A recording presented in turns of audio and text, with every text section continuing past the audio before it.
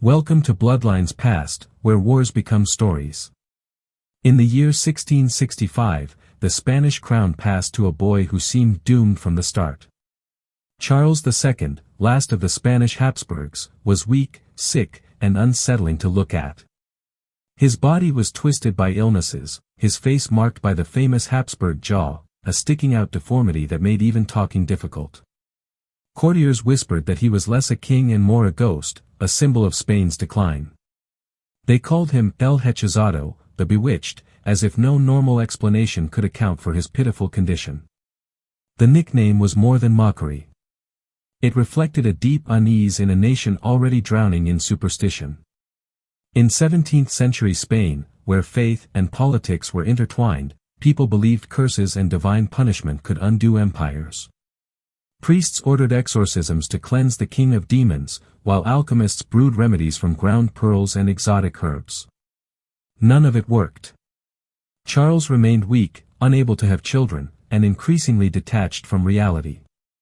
Historians today largely agree that Charles's condition was not the work of witches, but of bloodlines. The Spanish branch of the Habsburg dynasty had for generations married within itself, uncle to niece, cousin to cousin, in order to keep wealth and territories from slipping away. The result was a royal line collapsing under its own genetic weight. Modern genetic studies suggest Charles inherited a dangerous concentration of recessive genes, leaving him both infertile and plagued with brain disorders. His jaw, his stunted body, and his inability to father children were not accidents, but the logical end of dynastic obsession. Still, we must resist the temptation to laugh at him, as people at the time often did. Charles II was not merely a grotesque curiosity. He was the ruler of one of the largest empires on earth. Spain still held vast lands stretching from the Americas to the Philippines, from Naples to the Netherlands. Yet at its center stood a man who could barely walk unaided, whose speech was slurred, and whose mind often faltered. When ambassadors visited Madrid, they were struck not only by the king's deformities, but by the court's desperate attempt to hide them. Behind the glitter of palaces and ceremonies lay a crumbling foundation. The Spanish people, too, lived in the shadow of this decline. The empire's riches from the New World had long since bled into foreign banks. Gold and silver arriving from Mexico and Peru were almost immediately spent on wars Spain could no longer win. Its once mighty armies were underfunded and often defeated. Farmers abandoned the land for cities where unemployment grew, while nobles lived in luxury, exempt from taxation. The economy hollowed out even as the empire's territories remained vast. Charles's tragic figure then became a symbol of Spain itself, grand in size, hollow in strength. His reign was marked by indecision, court intrigue, and the looming question that haunted every nobleman and foreign ambassador: what would happen when this bewitched king, unable to produce an heir, finally died? Europe knew the answer would not be peaceful. For when Charles passed, the Spanish Empire stretching across continents would be left without a natural successor. In the palace corridors of Madrid, whispers grew louder. France and Austria were already preparing their claims. Diplomats schemed, ministers drafted secret treaties, and Europe's great powers sharpened their swords. The king might have been frail, but the shadow he cast across the continent was immense. His life was the fragile thread holding together, or perhaps delaying, the greatest war Europe had yet seen. And so, as Charles II stumbled through his short and tortured reign, the world waited. His jaw jutted forward, his body bent, his spirit broken. Yet in his silence, he carried the fate of kingdoms. When he died, that silence would break into thunder. The twilight years of Charles II's reign were dominated by the question no prayer, potion, or physician could solve: who would inherit? Spain's vast empire once the bewitched king was gone. The Spanish monarchy had always been a strange paradox. On maps, it appeared unstoppable. Its dominion stretched across oceans, from the silver mines of Potosi to the spice routes of Manila, from Flanders in the north to the warm shores of Naples. Yet inside Spain itself, the empire was dying by slow suffocation. Economic decline seeped through every level of society. Centuries of war had drained the treasury dry. Inflation from New World silver wrecked domestic markets, while foreign bankers, mostly Dutch and Italian, tightened their grip on Spain's finances.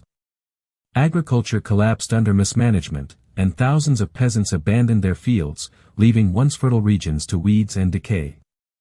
Madrid remained splendid, but much of the kingdom it ruled had grown impoverished.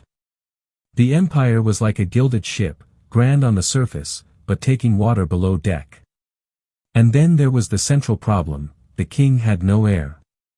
For years, courtiers and ministers whispered prayers and spread rumors of miracles, but none came. Each passing year deepened Europe's anxiety.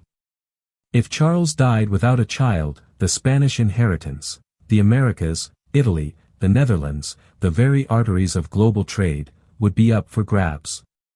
Charles himself, despite his weakness, understood the gravity of the choice. In his will, he made a decision that would plunge Europe into chaos. He named Philip of Anjou, grandson of France's Louis XIV, as his successor. To Charles, this seemed the safest option. Philip was young, promising, and descended from Charles's own bloodline through his mother, Maria Theresa of Spain. Perhaps most importantly, Philip represented continuity, the preservation of Spain's crown under another great Catholic dynasty. But what seemed natural to Madrid was terrifying to Europe. If Louis XIV's grandson inherited Spain, then the Bourbon family would control both France and Spain, two of the largest empires on earth, united in one family. The fear was not merely dynastic pride, but survival itself. Would the Netherlands become French? Would the Americas fall under French monopoly? Would Britain's trade routes choke under the combined weight of French and Spanish fleets? To the leaders of Europe, Charles's will was not simply a legal document. It was a ticking time bomb. Louis XIV, ever the Sun King, seized the moment. He declared Philip King of Spain, crowning him Philip V. In Versailles, the court erupted in triumph. France now stood at the edge of becoming the undisputed master of Europe. But not everyone celebrated. Across the continent, old anxieties awakened. The Austrian Habsburgs were furious. Leopold I, Holy Roman Emperor, had long prepared his own claim. He insisted that his son, Archduke Charles, was the rightful heir to the Spanish throne. In taverns, pamphlets, and pulpits, Europe began to debate: would Spain's empire be ruled from Versailles or from Vienna? The common man may not have known the fine points of dynastic law, but everyone understood what was at stake: trade, taxes, borders, the very rhythm of everyday life. Charles's will had not solved Spain's problem. It had detonated it. And as the bells tolled in Madrid upon the king's death in 1700, the empire mourned. But elsewhere in Europe, the sound was not of mourning, but of drums. The peace of the continent, fragile as glass, had just been shattered. In France, the death of Charles II was not merely news. It was opportunity.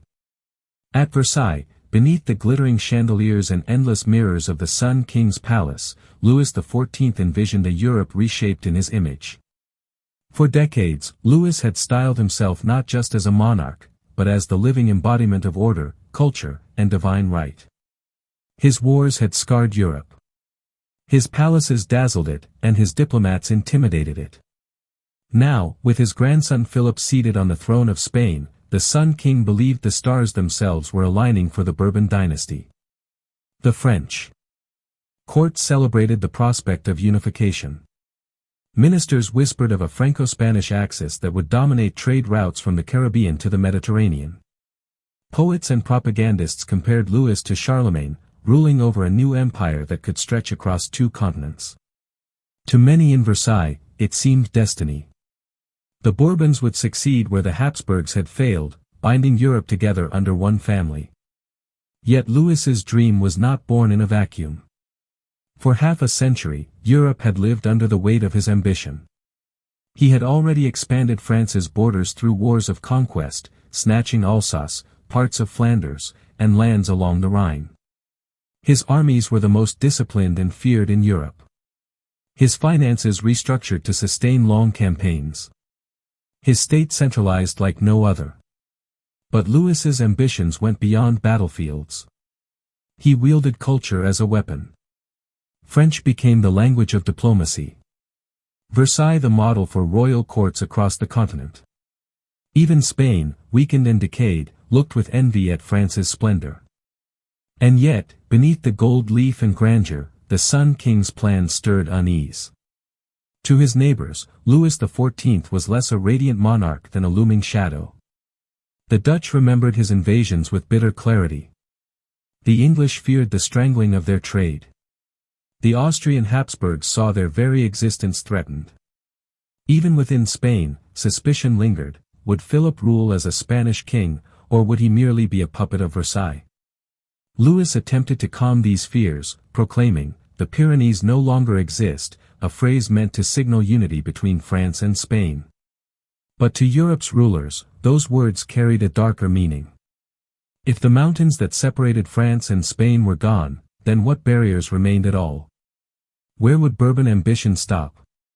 For the common people, these questions were not abstract.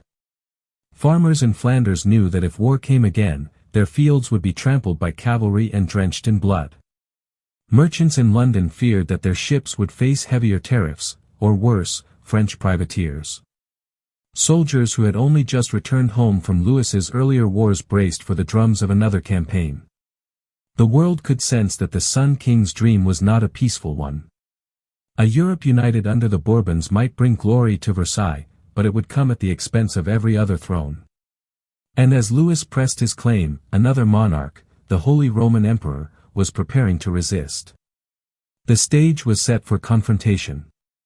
The Sun King's golden dream on one side, and a coalition of kingdoms determined to preserve Europe's fragile balance on the other. The War of the Spanish Succession was about to erupt, not over a piece of land, but over the very question of how much power one dynasty could hold before Europe itself fractured. In Vienna, news of Charles II will arrive like a thunderclap. The Spanish throne, the greatest inheritance in Europe, had slipped into the hands of Louis XIV's grandson. To the Holy Roman Emperor Leopold I, this was nothing less than a nightmare come true. For decades, the Habsburgs of Austria had watched their Spanish cousins decline. But they had never imagined that the empire's vast territories might one day fall to their Bourbon rivals. Leopold, pious and stubborn, would not accept such an outcome. He argued that his own family's bloodline gave them the rightful claim. After all, the Austrian Habsburgs were the senior branch of the dynasty. If anyone should inherit Spain's crown, it was his son, Archduke Charles.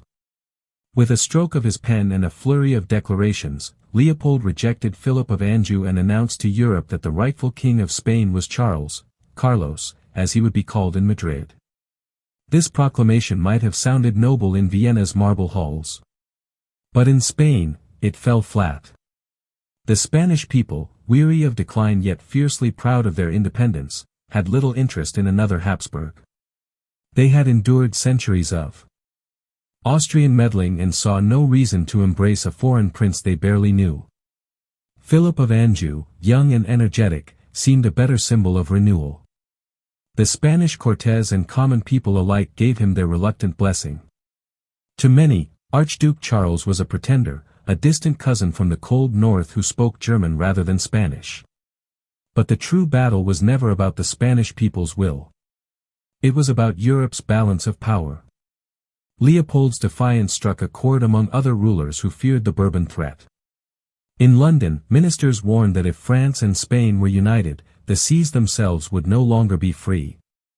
In The Hague, Dutch merchants envisioned their trade routes strangled by French tariffs. In Berlin and Hanover, princes dreaded that their fragile sovereignties might be trampled beneath French boots.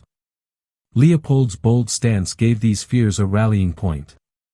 Though his own claim to Spain was self-serving, it offered a legal and dynastic justification for resistance. Europe, always wary of France, now had a cause around which to unite. Thus, the question of succession became more than a family quarrel. It became the spark for a continental conflagration. Two princes now stood as rivals, Philip of Anjou, the Bourbon grandson of the Sun King, already crowned Philip V of Spain, and Archduke Charles, the Habsburg son of the Holy Roman Emperor, proclaimed as Carlos III. Behind each claimant stood empires, armies, and treasuries. The people of Europe watched uneasily as monarchs traded proclamations and insults. But everyone sensed that this was no mere legal dispute. Guns would settle the matter, not scrolls.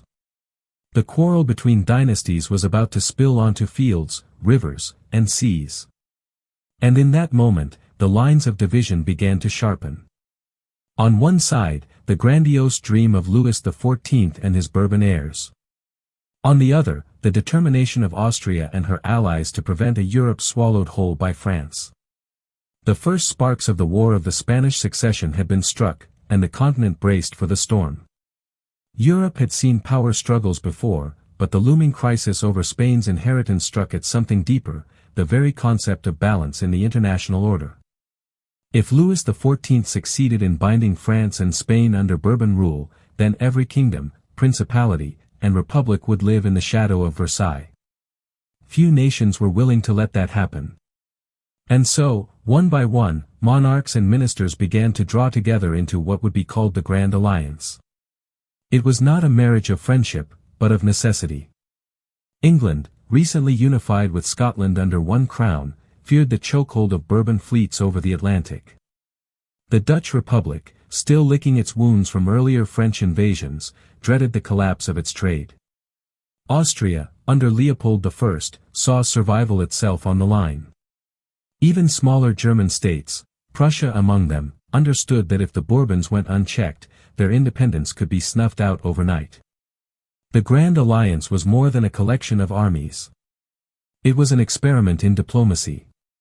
For the first time, Europe's rulers began to articulate a shared principle, that no single dynasty should be allowed to dominate the continent. The phrase, balance of power, gained new meaning. It was not lofty philosophy. It was the instinct for survival. In London, ministers like the Earl of Marlborough argued that Britain's interests stretched beyond its shores. If Spain fell entirely into French hands, the Bourbon monarchs would control the richest trade empire on earth. From the silver of Mexico to the sugar of the Caribbean, from Mediterranean ports to the Philippines, the wealth of Spain would fuel French ambition. England's merchants understood this with terrifying clarity. Their ships, their markets, their very livelihoods were at stake. The Dutch, too, grasped the danger. For them, the war was not a distant matter of dynastic pride, but a question of survival. Their prosperity depended on fragile trade routes and maritime freedom. A Bourbon Spain meant French soldiers garrisoned in the Spanish Netherlands, right on the Dutch doorstep. Memories of Louis XIV's earlier wars, when French armies had burned Dutch towns and flooded their fields, were still raw. Austria's case was simpler but no less desperate. If Philip of Anjou remained on Spain's throne, the Austrian Habsburgs would be permanently eclipsed. Their dream of inheriting the Spanish crown would vanish, and with it their influence over Italy, the Low Countries, and beyond. For Leopold I, this was a dynastic struggle. But it quickly grew into something larger, a crusade to prevent France from swallowing the continent whole. By 1701, treaties had been signed, envoys dispatched, and promises sealed. The Grand Alliance was official. England, the Dutch Republic, Austria, Prussia, Hanover, and soon others stood together. Their banners were different, their languages foreign, but their goal was singular, to contain the power of France and preserve the fragile equilibrium of Europe. It was a coalition built not on trust but on fear. Each member knew that alliances in Europe could be fleeting, that betrayals and side-switching were as common as battlefield victories. Yet for the moment, survival bound them together. They could not allow the Sun King's dynasty to burn brighter still. The clash to come would not be a skirmish nor a border dispute. It would be a war fought across continents, on land, at sea, in the palaces of kings, and the markets of merchants. It was the birth of modern coalition warfare, where states sacrificed autonomy for collective defense. The Grand Alliance had been forged in desperation. Soon, it would be tested in fire. When war finally broke out in 1701, the world did not hesitate. Armies mobilized, ships unfurled their sails, and Europe braced itself for a conflict that would sprawl across borders and oceans. The War of the Spanish Succession was no small quarrel. It was the collision of dynasties, ideologies, and empires, and its opening moves were fought on the seas. In 1702, the Allied fleet struck at Vigo Bay, a port on Spain's Atlantic coast, where treasure ships from the New World had anchored under French protection. The battle was swift and decisive. English and Dutch warships stormed into the harbor, unleashing broadsides that shattered the defenses. Fires consumed Spanish galleons, and the waters glittered with the silver coins and treasure chests that spilled into the bay. For the Allies, it was more than a victory. It was a symbol. The Bourbon alliance, once thought untouchable, could be broken. The shockwaves spread quickly. Portugal, long aligned with France, reconsidered its position. For centuries, Portuguese merchants had relied on the sea, and naval supremacy mattered more than dynastic loyalties. If the British and Dutch could destroy fleets in their own harbors, then surely Portugal's colonial empire, from Brazil to Africa, was safer under their protection. By 1703, Portugal had switched sides, opening a new front on the Iberian Peninsula. That same year, another defection rattled the Bourbon camp. The Duchy of Savoy, once an ally of France, abandoned Louis XIV and joined the Grand Alliance. Its reasons were pragmatic. Nestled in the Alps, Savoy was a crossroads of Europe, strategically vital to controlling Italy. By siding with the Allies, Savoy hoped to secure protection and leverage in the inevitable carve-up of territory. For Louis, this betrayal was a painful reminder that even old allies could not be trusted when the winds of war shifted. These early reversals exposed a truth about the war: it was not just a clash of armies, but a contest of loyalty. Alliances could be bought, sold, or broken. Small states calculated survival like merchants tallying profits, switching sides when fortunes changed. The war's front lines were fluid, its diplomacy as dangerous as its battles. And while Vigo Bay had been a glittering triumph, it did not end the struggle. Across Europe, new campaigns ignited. In Italy, French forces battled Austrian troops for control of Lombardy and the Po Valley. In the Low Countries, Dutch and English armies clashed with French garrisons. Even in Spain itself, the Bourbon king Philip V found his rule contested by rebels and foreign armies who proclaimed the Archduke Charles as Carlos III. Still, momentum seemed to favor the Grand Alliance. Its commanders were cautious but clever, its fleets dominant on the seas. Each victory, each defection tightened the noose around France and Spain. Yet Louis XIV was no ordinary monarch, and the Bourbon dynasty was not so easily undone. The Sun King had more cards to play, and his greatest challenge was only beginning to emerge. Every great war is shaped not only by kings and treaties but by the generals who lead men into fire. In the War of the Spanish Succession, two commanders would emerge as titans of strategy, their partnership altering the balance of Europe: John Churchill of England and Prince Eugene of Savoy. John Churchill was not born to the glitter of royalty. He was a soldier of fortune who climbed by skill, loyalty, and a keen sense for political wins. Handsome, disciplined, and ambitious, Churchill became a favorite at the English court, eventually rising to the title of Duke of Marlborough. Unlike many generals of the age who gloried in reckless charges, Churchill fought with precision and patience. He could read the field like a chessboard, anticipate the enemy's blunders, and strike at the exact moment of weakness. To his soldiers, he was both stern and paternal, a leader who shared their hardships and understood that victory was won not in bursts of glory, but in discipline and endurance. His ally was of a different mold. Prince Eugene of Savoy, rejected in his youth by the court of Louis XIV, had crossed the Alps to offer his sword to the Austrian Habsburgs. What France dismissed as a frail, bookish youth became instead one of the greatest generals of his age. Eugene was daring, energetic, and ruthless when the situation demanded it.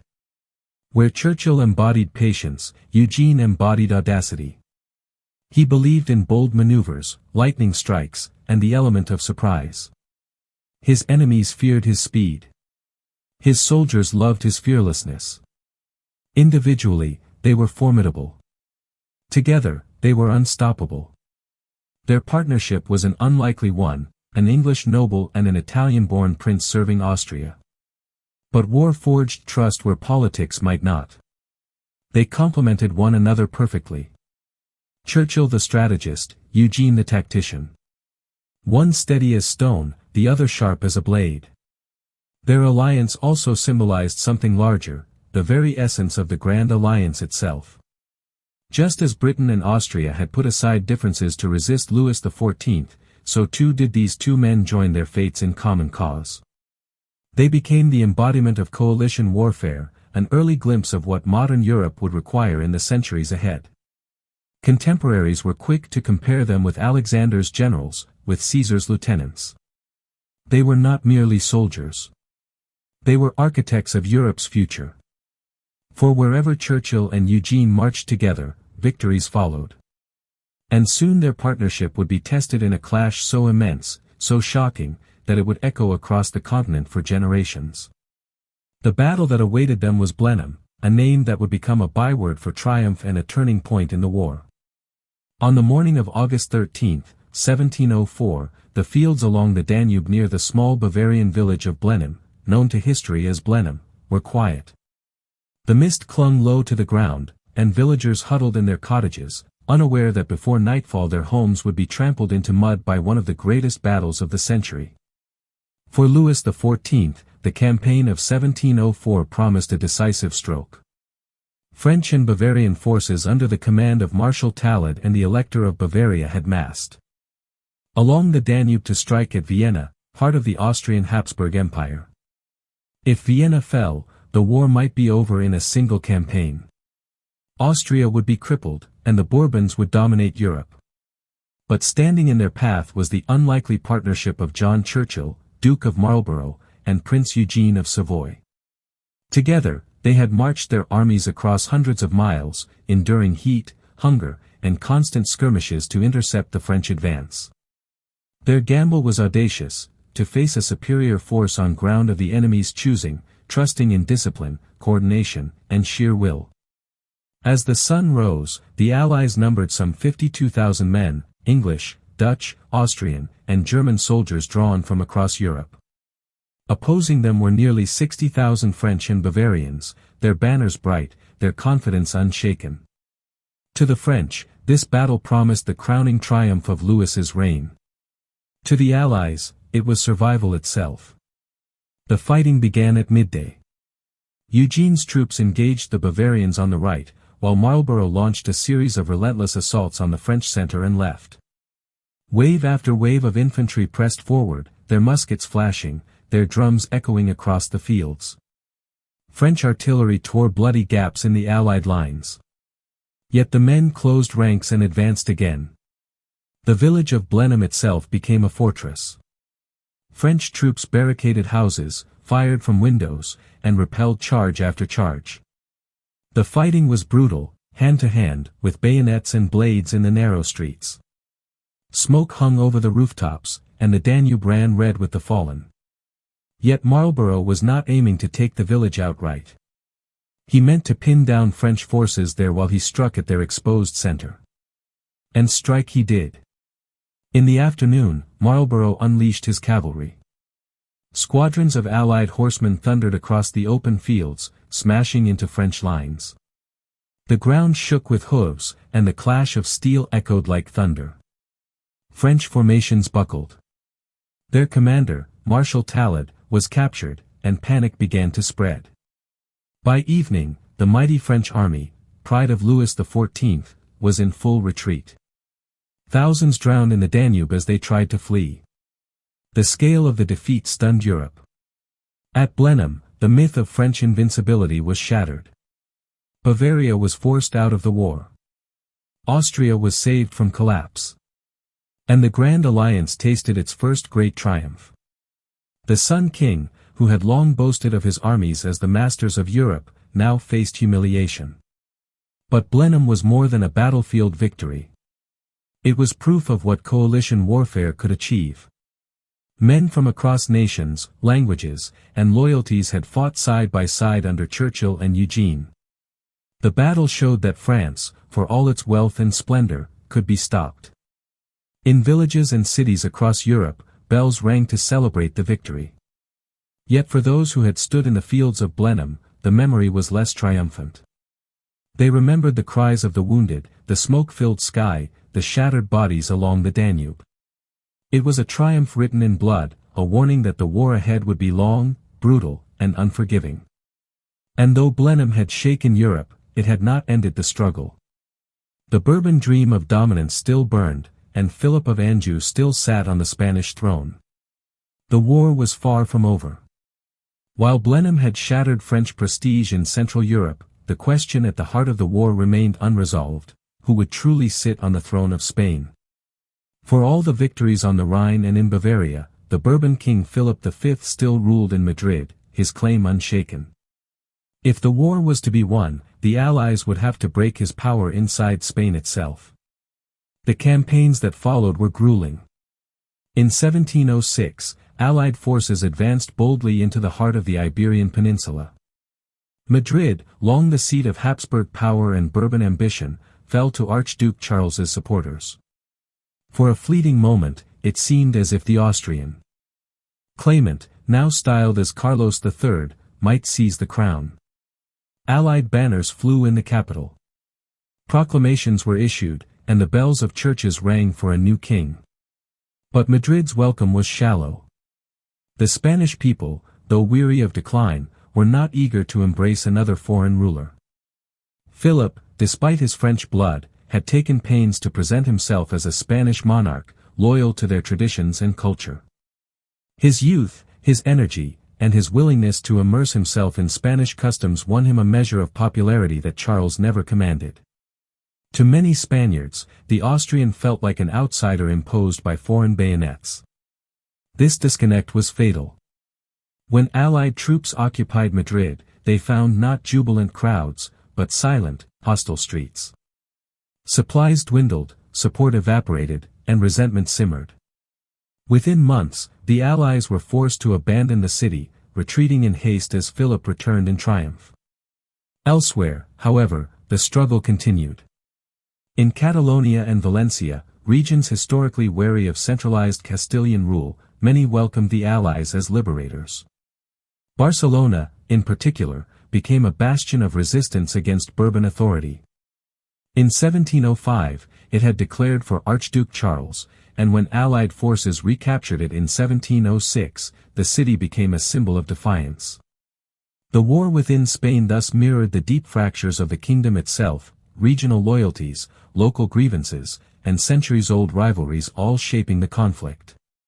By 1708, the Allies had also secured Valencia, reinforcing Charles's position in the east. Yet victories in Spain were fragile, fleeting, and costly. Each city captured required immense resources to hold. Each setback fueled Philip's narrative of legitimacy and resistance. The war in Iberia became not a clean clash of armies, but a grinding contest of sieges, occupations, and shifting allegiances. And still, through all this turmoil, Philip of Anjou endured. His resilience owed much to his Bourbon lineage, but even more to the loyalty he inspired among ordinary Spaniards. While foreign troops marched through their lands, Philip portrayed himself as the king who belonged, who understood them. It was a powerful message, and it meant that even as the Allies won battles, they struggled to win Spain. The fate of the Spanish throne was no longer decided by great victories like Blenheim, but by something more elusive, the hearts of the people. And in that arena, the Allies were beginning to falter. If the fields of Spain were contested and uncertain, the seas told a different story. By the middle of the war, it was clear that Britain had discovered its true weapon, not its armies, but its navy. The Royal Navy had been expanding for decades. Yet the War of the Spanish Succession transformed it from a regional force into the single most dominant fleet in the world. Naval battles were not simply clashes of ships, but gateways to empire. And nowhere was this more evident than in the Mediterranean. In 1704, a daring Anglo-Dutch fleet sailed into the narrow waters at the mouth of the Mediterranean and seized Gibraltar. The Rock, as it was called, was a fortress of stone, commanding the strait through which all ships between the Atlantic and Mediterranean must pass. Its capture was more than a tactical victory. It was a symbol. Britain had secured the key to southern Europe, and with it a naval base that would remain in its possession for centuries to come. Even today, Gibraltar stands as one of the most enduring legacies of this war. From Gibraltar, the British extended their grip. Minorca soon followed, giving them another vital harbor in the western Mediterranean. With these two prizes, Britain could project power deep into Europe's southern seas, threaten Bourbon supply lines, and ensure that the balance of power at sea tilted firmly in their favor. Naval supremacy also reshaped global commerce. French and Spanish treasure fleets, once the arteries of empire, became prey for British privateers. Merchant ships carrying silver from the Americas or spices from Asia sailed under constant threat, their journeys shadowed by British warships prowling the Atlantic. Trade was no longer safe under Bourbon protection.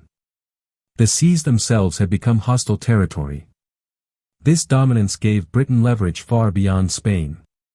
It ensured that while continental battles raged inconclusively, Britain could steadily expand its colonial and commercial reach.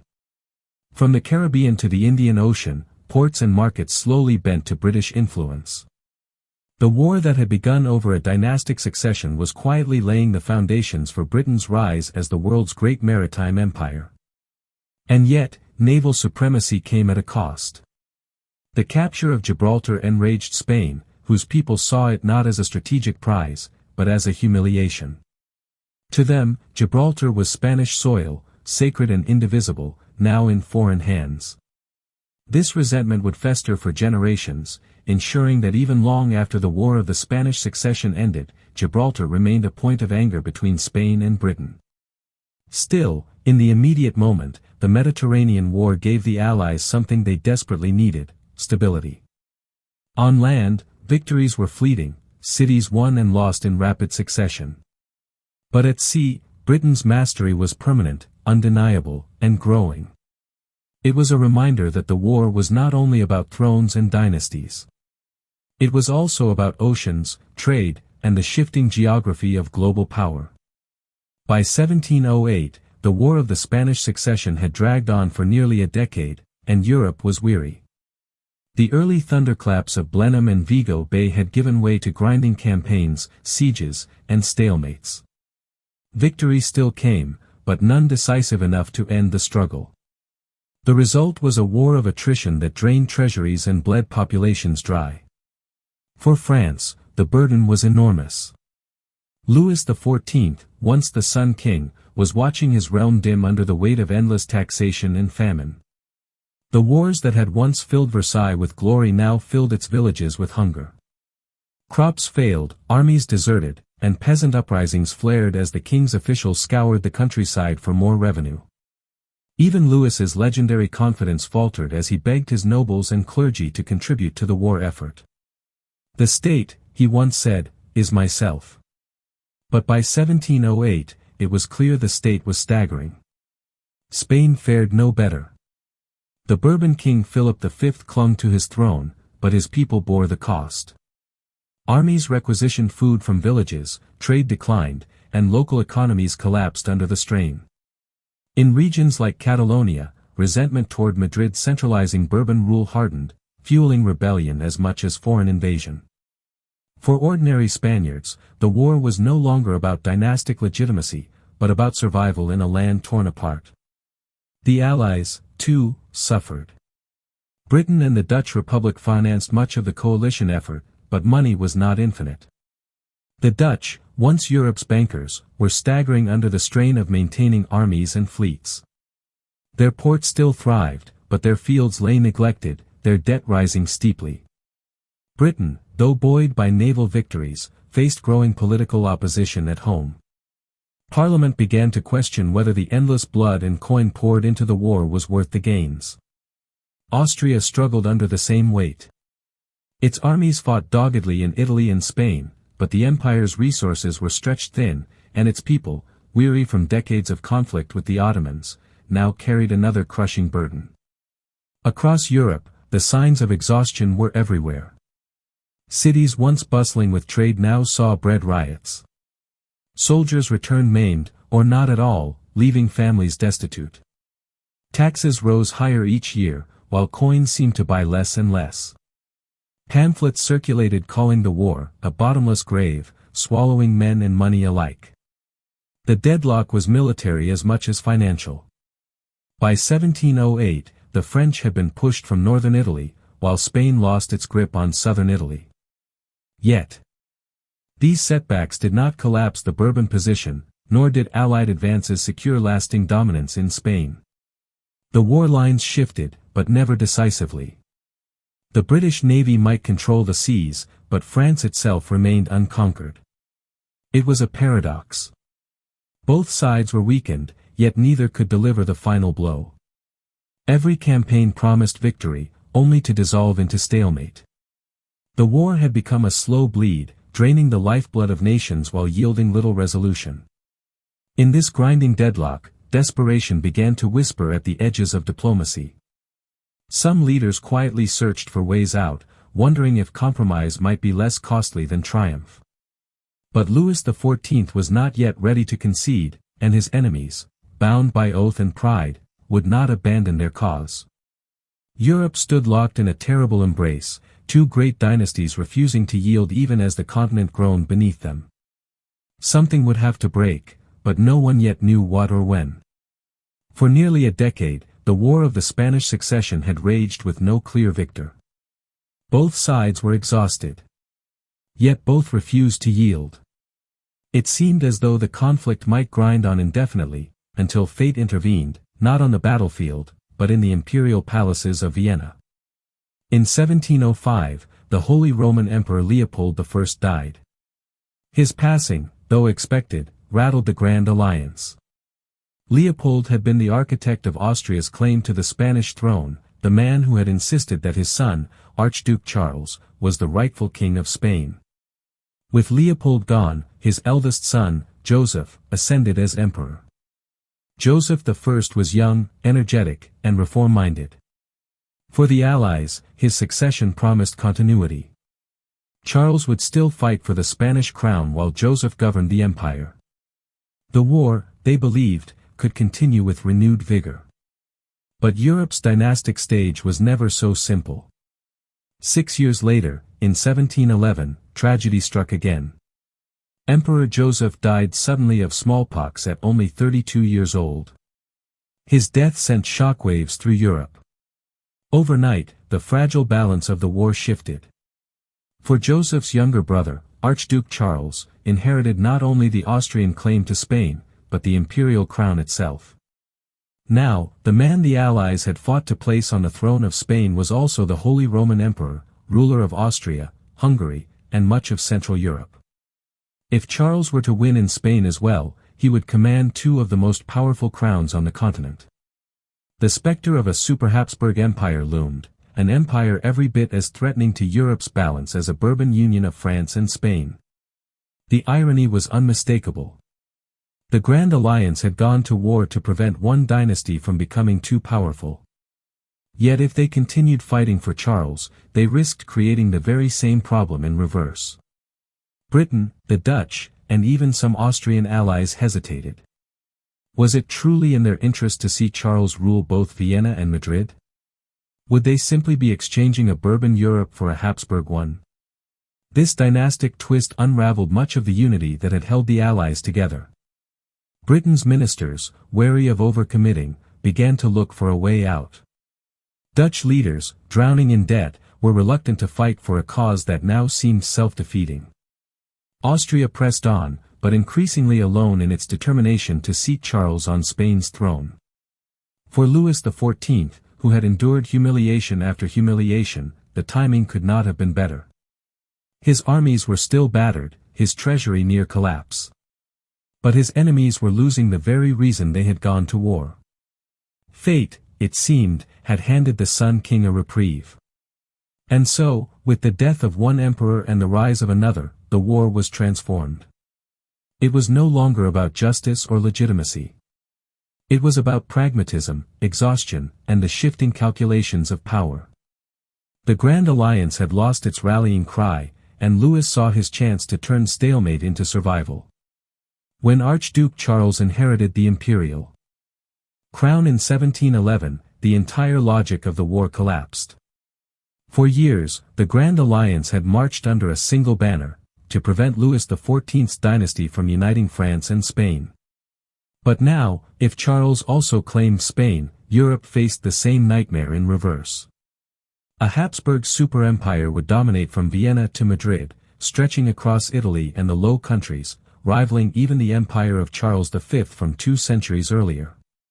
The contradiction was impossible to ignore. Britain, whose parliament had grown increasingly wary of endless war, asked bluntly, why should Englishmen bleed and die to seat Charles on the Spanish throne when his victory might prove just as dangerous as Philip's? The Dutch, drowning in debt and fearful of another French invasion, echoed the same sentiment.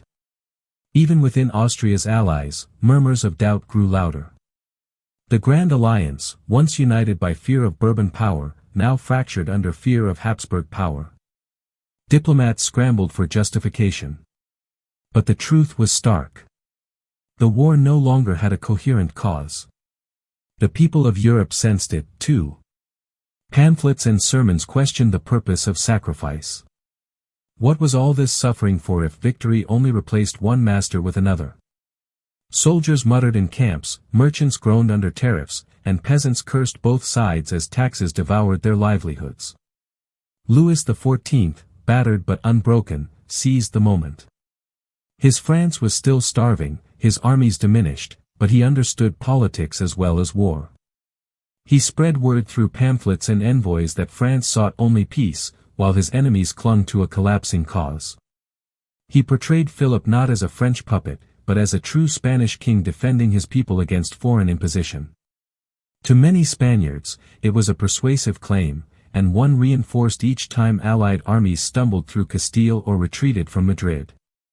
Meanwhile, Allied cohesion began to crumble. Britain negotiated in whispers. The Dutch pressed for truce. Only Austria, clinging to Charles's inheritance, pushed for the war to continue. But it stood increasingly alone. The war, once burning with ideological fire, had cooled into weariness, its flames fed now only by pride and inertia. On the battlefields, this exhaustion was evident. Armies marched without enthusiasm, campaigns dragged, and generals sought defensive positions rather than bold offensives. The war had lost its clarity. It was no longer a struggle for Europe's survival, but a contest no one truly wanted to win. In this vacuum of purpose, diplomacy began to overtake gunpowder.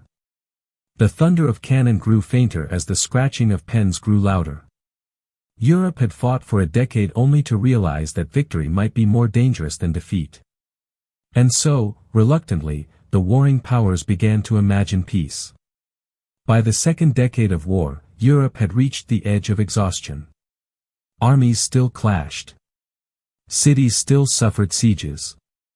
But the thunder of guns now echoed against a backdrop of political murmurs. Diplomacy, once drowned out by the noise of battle, began to take center stage. The road to peace was anything but simple. Each faction arrived at the table with scars, debts, and grievances. For Britain, the war had proven costly in men and money. Yet their naval empire had flourished. Their ministers wanted to preserve these gains while withdrawing from an increasingly unpopular war. The Dutch, once the great bankers of Europe, were near financial collapse. They longed for peace, not victory. Austria, however, clung stubbornly to its claim, determined that Archduke Charles, now Holy Roman Emperor, should not be denied Spain. And then there was France. Louis XIV, once the unshakable Sun King, had endured humiliation after humiliation. His armies were battered, his people starving, and his enemies triumphant. Yet even in defeat, Louis played his hand with skill. He offered concessions, but never too many, promises, but always with caveats. He knew his enemies were fracturing, that Britain and the Dutch no longer shared Austria's zeal. If he could drive a wedge between them, France might yet salvage honor. The negotiations themselves were labyrinthine. Envoys gathered in cities like The Hague, London, and eventually Utrecht, shuffling papers, drafting treaties, and trading barbed words. The talk stretched on for years, fueled by distrust. Each side accused the other of duplicity. Each nation feared being left out of a bargain that might redraw Europe's map. The diplomats sparred with words as fiercely as soldiers with swords. Meanwhile, the war did not pause. Battles still flared across Spain, Flanders, and Italy. Soldiers died even as kings and ministers spoke of peace. The cruelty of the moment was plain, men bled for causes their rulers were already bargaining away. Still, the will for peace grew stronger than the desire for victory. Britain, under the influence of Queen Anne's ministers, began to push hardest. They saw little point in continuing to fight for Charles, whose inheritance of Austria and the imperial crown already gave him immense power. Better to secure Britain's naval supremacy, expand its colonies, and bring the war to an end on favorable terms. The Dutch, near bankruptcy, followed this logic. Austria fumed, but found itself increasingly isolated. For Louis XIV, this was the salvation he had long awaited. He could not dictate the peace as he once dreamed, but neither would he suffer total ruin. If he yielded Spain to his grandson Philip, but accepted limits on Bourbon power, France could survive. And so, diplomacy began to shape the contours of a new Europe. The war was not yet over, but the ink of treaties was already mixing with the blood of soldiers. The world was about to discover that sometimes peace comes not through triumph, but through exhaustion. In 1713, after more than a decade of war, Europe gathered in the Dutch city of Utrecht to put ink to parchment and finally silence the cannons. The negotiations had been long, bitter, and filled with suspicion. But the Treaty of Utrecht emerged as the compromise that ended one of the most grueling conflicts of the early modern era. The central issue, the Spanish Succession, was resolved, though not without sacrifice. Philip of Anjou, the grandson of Louis XIV, was confirmed as King Philip V of Spain. Yet this recognition came with an iron condition: the thrones of France and Spain could never be united. The Bourbon dream of a single dynasty dominating Europe had been broken.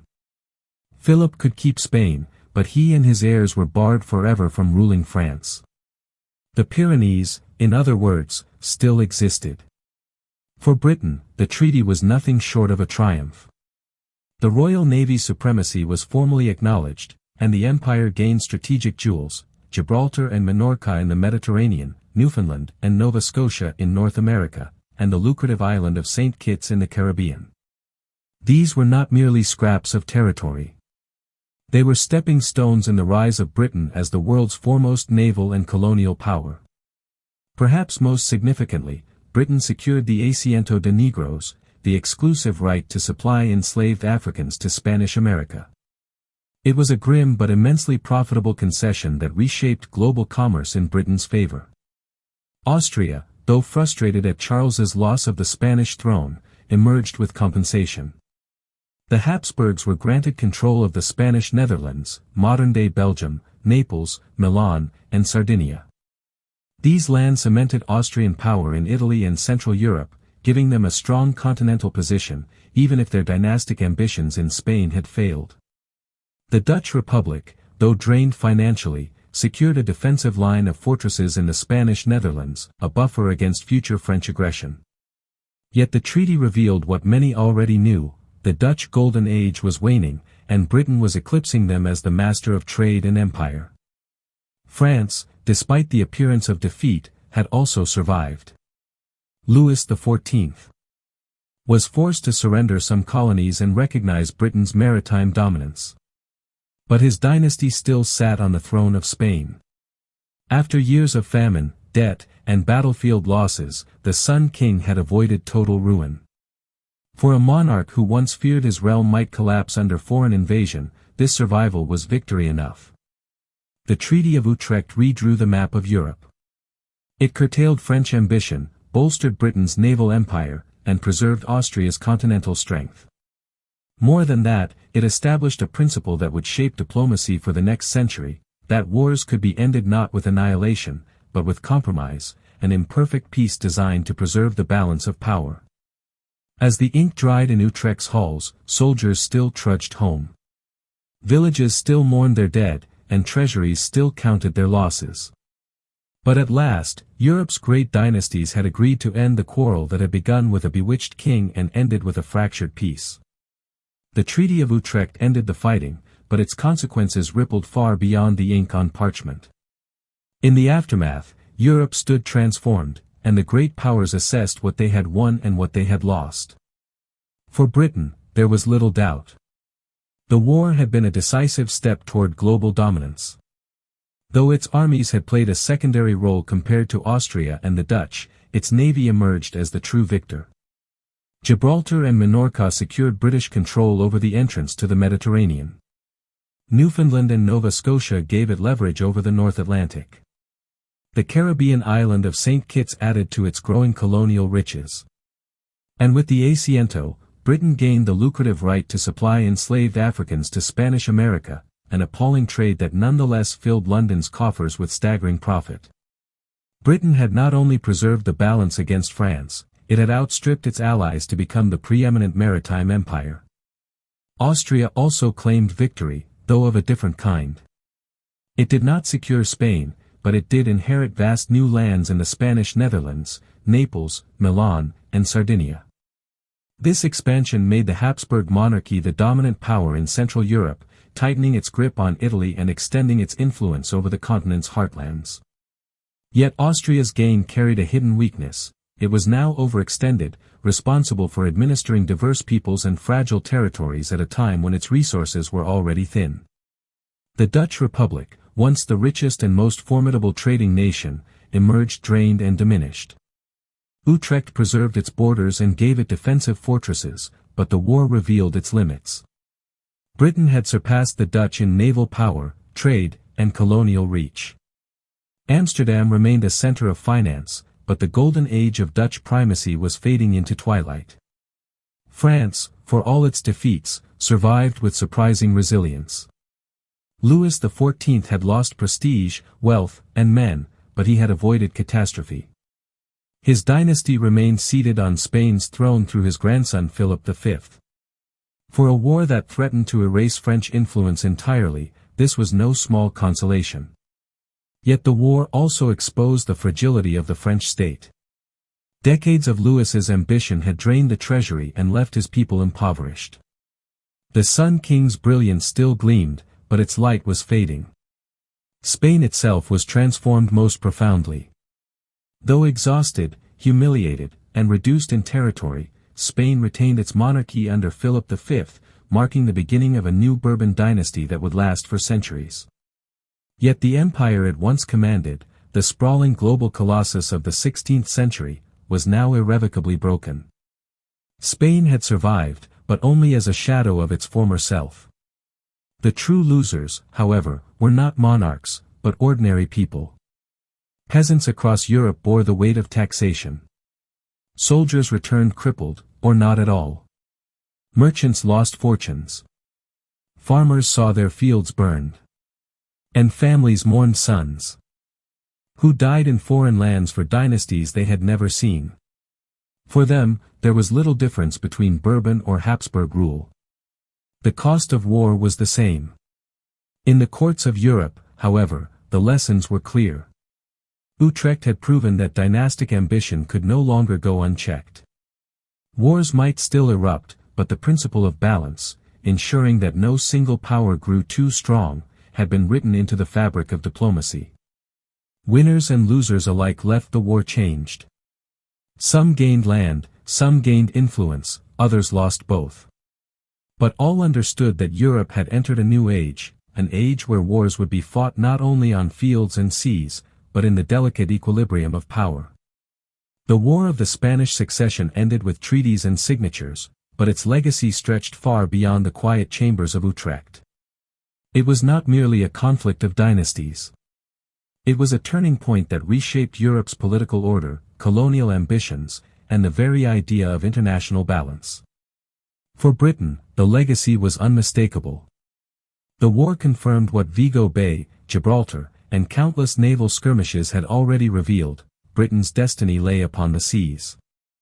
No longer just an island kingdom defending its shores, Britain had become the guardian and exploiter of global trade routes.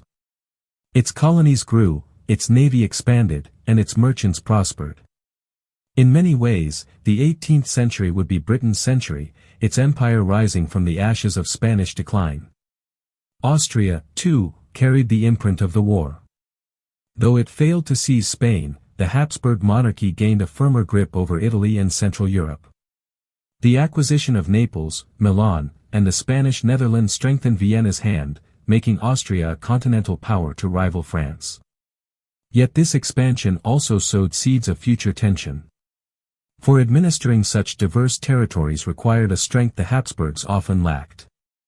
For France, the war was both a humiliation and a reprieve.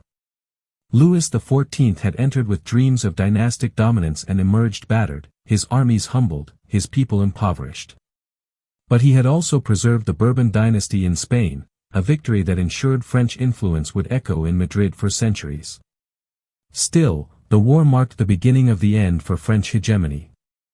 Never again would France so easily impose its will on Europe. The Sun King's brilliance had dimmed, leaving behind the debts and strains that would one day ignite revolution. Spain itself, once the fulcrum of European power, emerged as a diminished empire. Philip V ruled, but he presided over a kingdom that had lost much of its European possessions and whose vast colonial riches increasingly slipped into foreign hands. Spain would never again dominate Europe as it had in the days of Charles V or Philip II. Instead, its history entered a quieter, more uncertain chapter, its grandeur preserved in memory more than in reality. Perhaps the greatest legacy, however, was the birth of a principle that would shape Europe for generations: the balance of power. The war had shown that no dynasty, no empire could be allowed to rise unchecked. Nations had fought not only for territory, but for equilibrium. The idea that Europe must remain a carefully balanced system of states became the foundation of diplomacy throughout the 18th century and beyond. And yet the war's human legacy was darker. Millions had suffered for dynastic ambitions they scarcely understood. Families were broken, fields ruined, treasuries empty. The treaties of Utrecht brought peace, but it was a peace built upon exhaustion rather than reconciliation. For the people of Europe, the war left behind not only shifting borders, but scars, physical, financial, and emotional. Still, history rarely offers clean endings. The War of the Spanish Succession was closed, but its lessons were unfinished.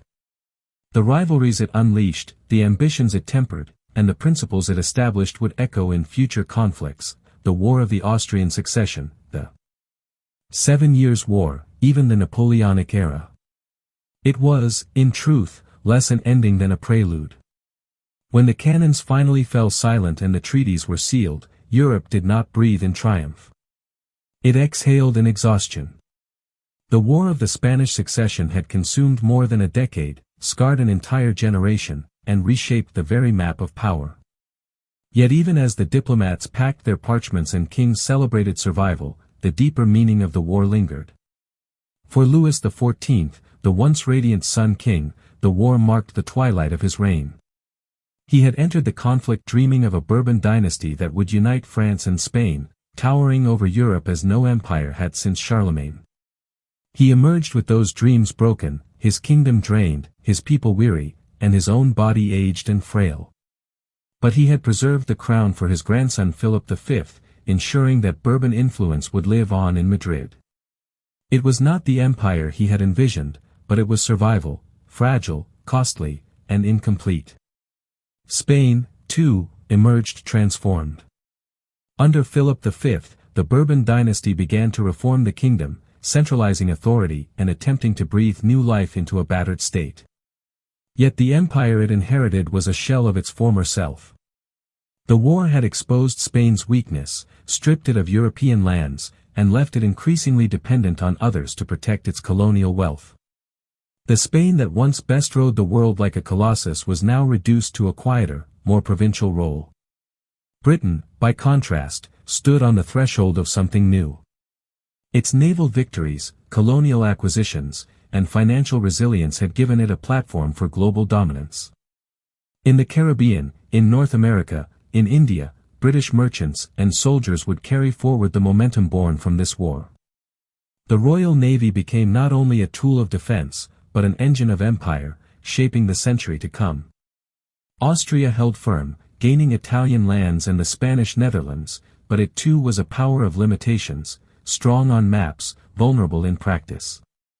Its fate would depend less on conquest and more on how long it could juggle its fragile, diverse holdings. But perhaps the greatest legacy of all was not in territory or treaties, but in the way Europe now conceived of itself. The war had proven that no monarch could dominate unchecked, that balance was the law of survival. Coalitions had stopped the Sun King, and coalitions would continue to define Europe's diplomacy. It was a principle that would echo from the War of the Austrian Succession to the 7 Years' War and eventually to the struggle against Napoleon himself. The War of the Spanish Succession was in many ways the beginning of the modern European order, a system built not on empires alone, but on balance, coalitions, and compromise. It marked the end of an age when dynasties could gamble the fate of continents unchecked, and the beginning of an age when nations, weary of ruin, learned that power must be contained. And so, from the dying days of a bewitched king in Madrid to the fading light of the Sun King at Versailles, the war closed one chapter and opened another. The dream of a universal empire, whether Habsburg or Bourbon, was gone. In its place rose a new world, one of rivalry, balance, and empire building on a global scale. The stage was set not for kings, but for something larger.